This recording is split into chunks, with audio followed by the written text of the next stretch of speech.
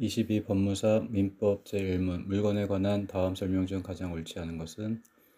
1. 종물이 타인의 소유라고 하더라도 그 타인의 권리를 해하지 아니하는 범위에서 민법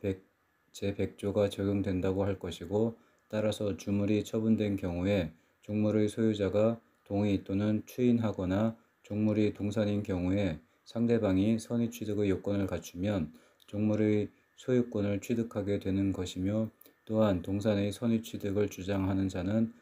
점의 취득 시에 무과실이었다는 점을 주장 입증하여야 한다.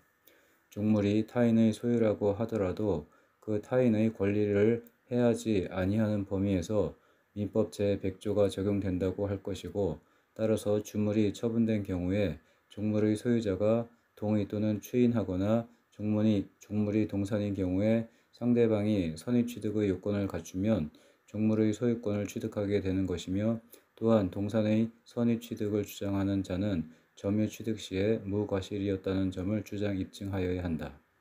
이 토지의 개수는 지적법에 의한 지적공부사항의 토지의 필수를 표준으로 하여 결정되는 것으로, 일필지의 토지를 수필의 토지로 분할하여 등기하려면 먼저 위와 같이 지적법이 정하는 바에 따라 분할의 절차를 밟아 지적공부에 각 필지마다 등록이 되어야 하고, 지적법상의 분할 절차를 거치지 아니한 한 일개의 토지로서 등기의 목적이 될 수 없는 것이며, 설사 등기 기록에만 분필의 등기가 실행되었다 하여도 이러한 분필 등기는 1부동산 1등기 기록의 원칙에 반하는 등기로서 무효라 할 것이다.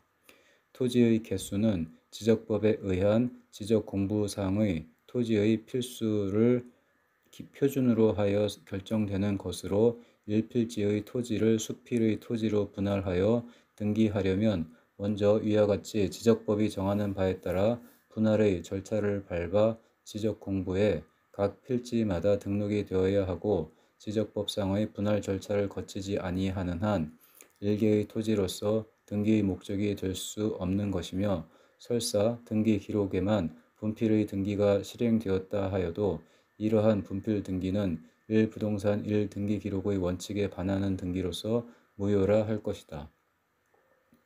3. 민법 201조 제1항에 의하면 선의의 점유자는 점유물의 과실을 취득한다고 규정하고 있고, 한편 건물을 사용함으로써 얻는 이득은 그 건물의 과실에 준하는 것이므로, 선의의 점유자는 비록 법률상 원인 없이 타인의 건물을 점유 사용하고 이로 말미암아 그에게 손해를 입혔다고 하더라도 그 점유 사용으로 인한 이득을 반환할 의무는 없다.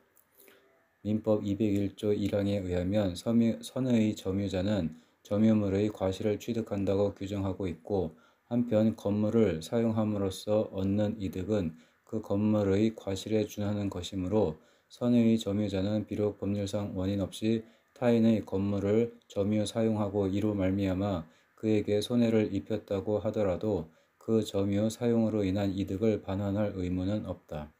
4. 구분 건물의 전유 부분에 대한 소유권 보존 등기만 격려되고, 대지 지분에 대한 등기가 격려되기 전에 전유 부분만에 대해 내려진 가압류 결정의 효력은 대지 사용권의 분리 처분이 가능하도록 규약으로 정하였다는 등의 특별한 사정이 없는 한 종물 내지 종된 권리인 그 대지권에까지 미친다.